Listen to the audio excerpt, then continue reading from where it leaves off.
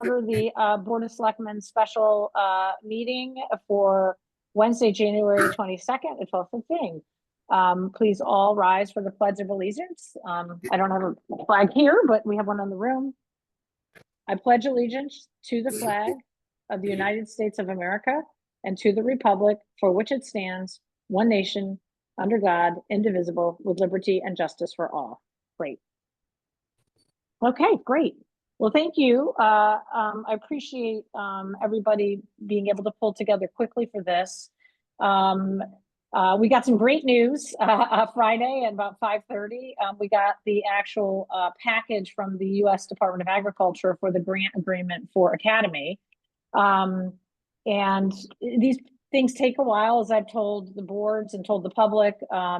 We have two other federal grants. One was for the generator project, and that took us 18 months from the award date till we actually were able to do this vote to accept the grant. And then the EOC grant, which we also received a sizable grant for that project, over I think $3.5 million. That took 9 months between the award and the acceptance. So as I'm learning about this, a lot of it depends on the department you're dealing with, and it's just a process that you have to go through. So we got this pack. He's in the parking lot. He's trying to find a parking space. Okay. So I just want to tell you, so the other reason that I thought it was important to do this now was we have to sign the documents and have them back by January 27th, which is Monday. And so I wanted to have some time, to obviously, if there's questions that come out of this and people are uncomfortable with it, we have some time to still hold another meeting if we needed to do that. Although I would hope we would not do that. As I said, this is kind of a step in the process, and it's a good step that we've gotten to this point. I think we all feel confident that this grant is pretty much locked down, but you just have to go through the paperwork and do your homework and things like that. So, so I'll wait for Bruce, and then I'll read the question, and then we can go into further. I did actually invite Carrie to join us, because I know there were some specific questions by some board members have some specific questions. But one of the messages that when we chatted with her yesterday and today was that this is pretty much the grant. These are the documents. There's not a negotiation that the town, usually this is a standard form that's based on federal regulations. So there's not really an opportunity to do a lot of negotiation on these grants. So you either accept the terms or you don't. But she can maybe perhaps answer some specific questions that were raised about the documents that were received. And so with that, Bruce, we already started the meeting, and I'll go ahead and read the motion. And of course, my screen locked on me. And I apologize for not being there in person. I'm actually at our Council of Government meeting today. I was just elected chair of our Regional Council of Government. So more work piled on, but it's a good platform because you get the opportunity to really work with your regional partners and advocate for things. So I'm excited about that to moving forward. But so I had to be here present for that. That meeting just ended literally, a half hour ago. So I'll move on to item number 3, which is discuss and take action to approve accepting a U.S. Department of Agriculture Rural Development Community Facilities grant in the amount of $3,625,000 for the Academy Community Center project, and to authorize the first selectman to sign all documents and contracts associated with this grant pending Board of Finance approval. Can I get in a second? Okay. So obviously,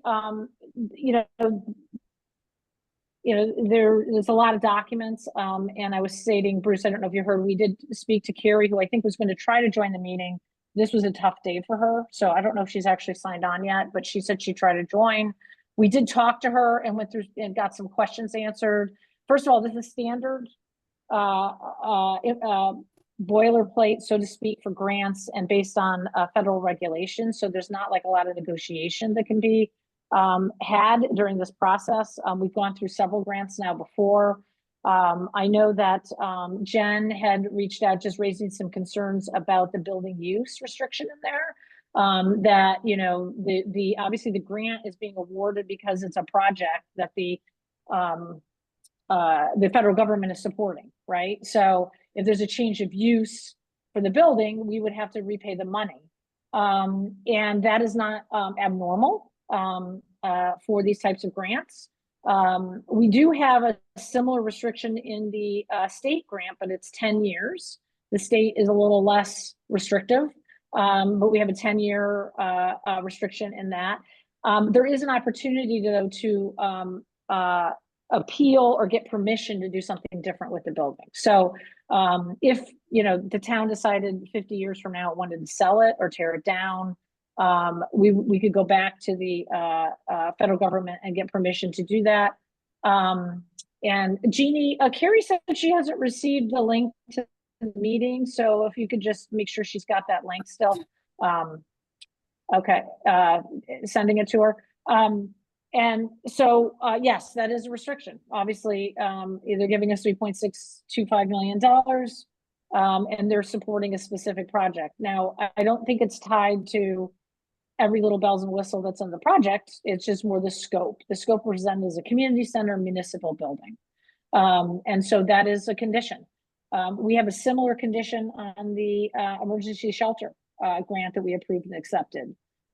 So we would have to repay the federal government if we were to, now obviously that's a piece of equipment, a little different conversation, but we would just have to go back and get permission to do something different if we wanted to change, you know, the use, or we might have to repay the funding. We were also just, staff and I were kind of brainstorming and said, what if we decided 10 years from now, the community center is a flop and no one's in it, or the community changes and they want to do something different, they want to turn it into housing. We would factor in, you know, that money and have that be part of our consideration, or we would go get permission to get the restriction lifted from the federal government. So that's kind of just to answer that question.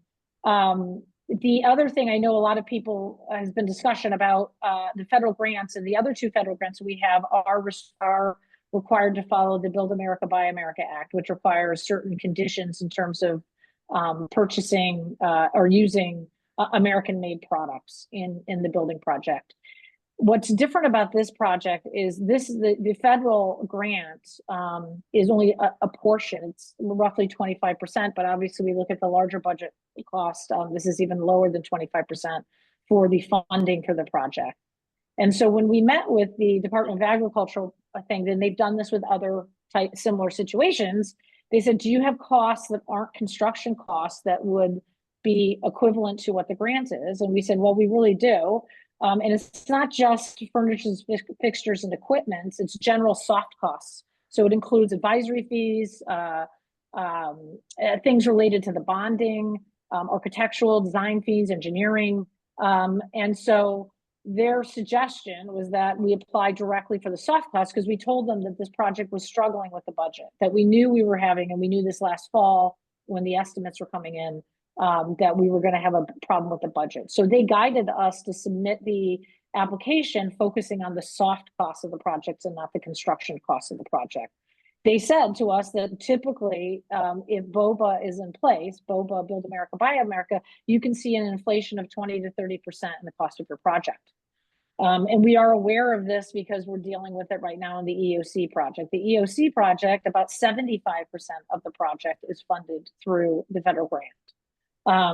There was no way to kind of get out of BOBA, right? So, and that's a project typically that, you know, with the construction and everything, we are fulfilling all the requirements of that grant. This one, as I said, they had guided us and said, this is another way you can do it if you have all these other costs. That way, as long as it's not going to the hard construction costs.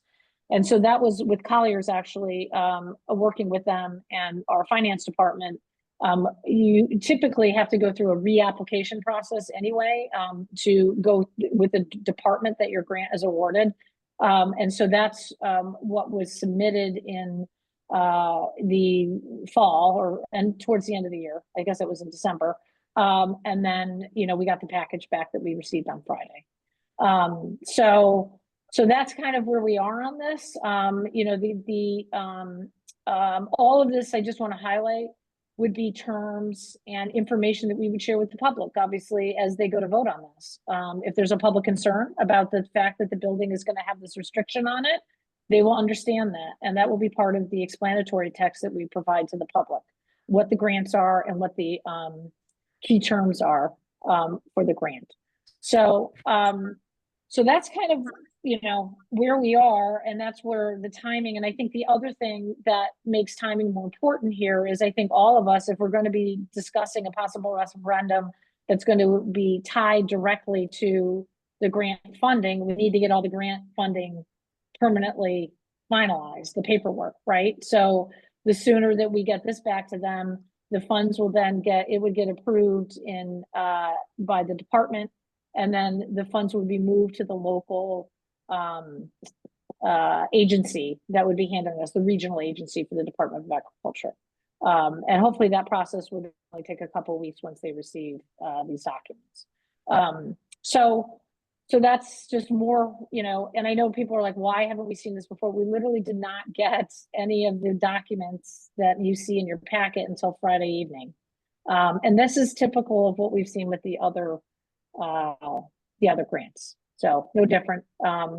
So I guess, you know, and I don't know if Carrie's joined yet, but Yes, is there she's any questions? Okay, great. Carrie's joined as well. So I did, Carrie, I don't know if you're on, but I did kind of highlight that this was typical language, and that the restriction is something, you know, that is kind of par for the course with some of these grants, and that there would be an opportunity to get permission to lift that restriction at one point.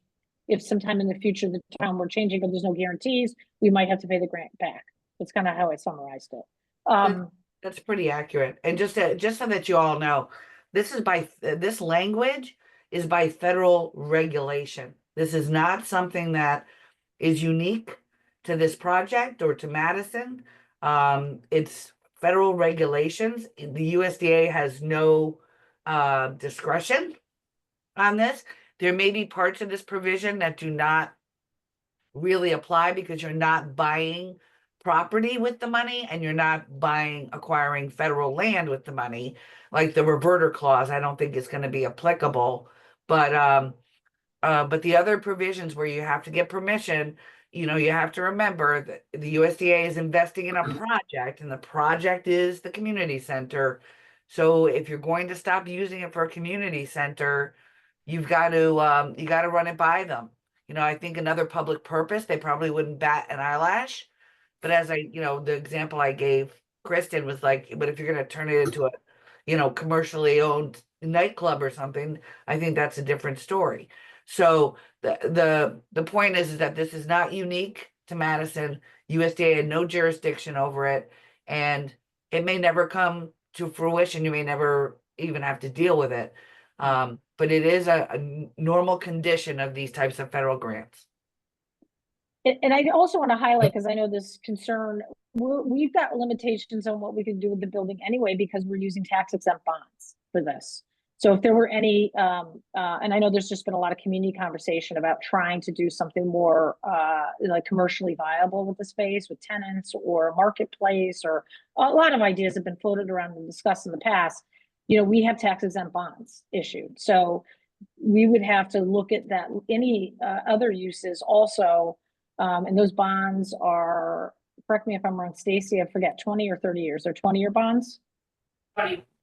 20, yeah. So, you know, so we've got financing restrictions already, just by the way we chose to finance this with tax exempt bonds. So, you know, we are kind of, and then the state grant has a 10-year restriction on it as well, for change of use. And once again, the state even said, DECD said, if you came back to us and said, this isn't functioning correctly the way we thought, or the town can't afford to keep this, you know, those are conversations you'd have with the state about it. And I would think it'd be similar with the federal government, you know, in terms of, you know, the reason why we would be not using the building in the way that we are hoping to use it right now.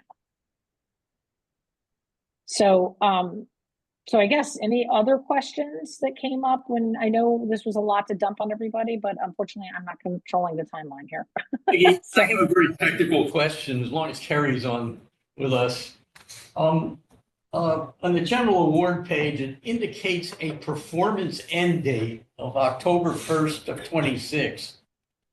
I guess it's important for us to understand exactly what that means in terms of if this project goes forward, do certain things have to happen before the end of the performance end date? Do you have at this point a anticipated end date? Because I would assume that they went based upon something that was submitted to them. And again, I never saw the submission, so I don't know. Maybe Yeah. Peggy can speak to that. So the timeline that was obviously submitted before, that was what we were hoping to achieve. That was prior to the kind of surprise bids that we received back. But my understanding is we can just update them on our process and our timeline, and they give extensions. So I don't think that's going to be a problem. I mean, our goal right now is if this passes at referendum, we would be going out to bid and construction would start in the fall anyway. So it's a 1-year construction period. So I don't think we're going to be too far off of that date anyways, but from what I've been told, just talking internally with our construction manager and everything, deadline slide, we can go back and we'd have to do the same with the state. I mean, we're already way beyond this, all the state documents and everything that we had originally submitted had a much more aggressive timeline, and we're not meeting that, but it's not going to be a problem. So We'll tighten that all up, obviously before we go out to referendum. So I think to his point is, do we give ourselves a cushion now before we sign the documents, or and sometimes, to be honest, I hate to say this, but it's easier to beg for forgiveness than to start ruffling feathers at the outset. So I don't know that I would inquire at this point to change that performance deadline, but I believe that the performance deadline would indicate that, the construction piece and the pieces that the USDA is funding, as well as any type of deed restrictions that need to be, filed on the land records as to their contributions, all of that would need to be done, or is anticipated to be done by that performance end date. So, I mean, I think there's 2 ways we can go. We can ask them up front and say, listen, there's been a delay. Can we extend the performance deadline now? Or do we wait until we get a little closer where we already have the money in our hands? We're already in the middle of the project, and for them to say no would be a very difficult thing to do.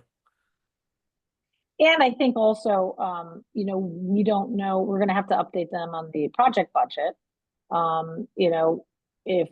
If things pass at the May 6th referendum. So we're going to have to do an addendum or update to the application anyways. But in our conversations, this was back in the fall, I know with the department, they're fully understanding that these are construction projects and that construction projects are getting blown everywhere. So this is an unusual thing, our situation at all.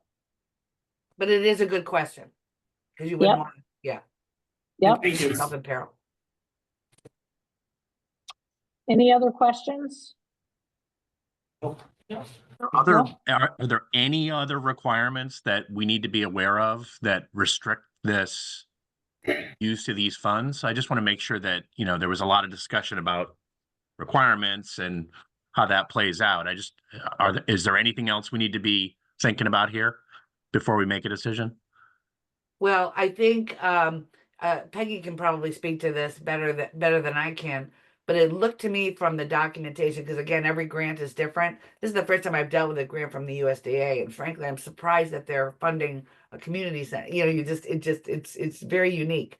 But I think they have Carrie, just so you know, we're considered a rural community because we're under 20,000, so that's why we're eligible for this. But go ahead. I was just saying, no, I understand why you would be eligible under the USDA. I just always thought, and I think it's genius that you guys applied, that they would be trying to fund more USDA type projects, than a community center. That's all. So to me, I think that's great. I think that the fact that you got it is wonderful. So I think there will have to be accounting to make sure that the money is being used properly, and I'm sure Peggy can speak to that at greater length. Because they're not going to want to, hear that you took the money and you spent it elsewhere. So I think you're always going to have to account. There is, as you can see from the documentation, already line item estimates for each of the soft costs for which this project is intended. And so, there's going to have to be, a way to make sure that you allocate the money appropriately to what you have claimed you're going to use it for. Otherwise, as she pointed out, it kicks you into a different regime. Yeah, and I think that that's going to be part of the process over the next couple of weeks, as a board, if we move forward for the referendum, to decide what that budget is going to be, because we're going to need wiggle room here, because this will cover things, but there may be things, we can't be in a situation where we're short of funds to pay our bills, right? So I think we will be going through this in detail, matching it up with revised construction estimates, and just have a full accounting of how the money is going to be allocated. So the good news is we don't have to put additional restrictions on our bid package, which BOVA would require us, and may inflate the costs even more. But we do have to be very careful about now. And then once again, this is a reimbursement. It's not just an upfront dump of money. So, so we'll have to be very, good at that. And I know our finance team is very aware of that. I do also want to just make sure you all realize that part of the contingency on this grant is the matching, is, the town's contribution as well. So, you can't get to the point where you're cutting the town's contribution to this project to the point where it undermines the grant, right, Peggy? Am I right? If anything, we're going to be the town contribution is still, the town contribution is going to be maxing out it's going to be maxing out the bonding that we were authorized to do versus, netting off the grants. But yes, I hear what you're saying. So in other words, All we can't accept cutting the budget now even more, to the point where the town's contribution undermines the terms of the grant. So right. when it goes out to, referendum, we have to be careful, because there may be people who say, let's just shrink the project, right? But again, for this grant, you're wedded to a certain contribution. So. Okay, so any other questions from board members? No. All right. Okay, hopefully everybody's questions were answered. And with that, I guess all in favor of accepting the grant as presented on the agenda, say aye. Aye. Aye. All right. Any abstentions or nays? I couldn't hear everybody, so. Aye. All right. I just You're an make aye, right? I make one other suggestion, that there be a Yeah. motion to give Peggy the authority to execute any and all documents necessary to facilitate the grant process, just so that she doesn't have to come back to you all, unless you want her That's to. in the agenda. That's in the agenda motion. Oh, I I'm was sorry. saying as I'm sorry. presented in the agenda. Yeah. So sorry. when I read it initially, you weren't here for that. It includes the authorization. So. Okay. Okay, great. So motion passes unanimously. Appreciate everybody coming together quickly for this. And we're going to do our best to turn this around and get it out the door by tomorrow or Friday. We obviously have the Board of Finance at 12:45. They're an important 5 minutes. So, so with that, I guess, hearing no objection, this meeting is adjourned. Thank you. Take care.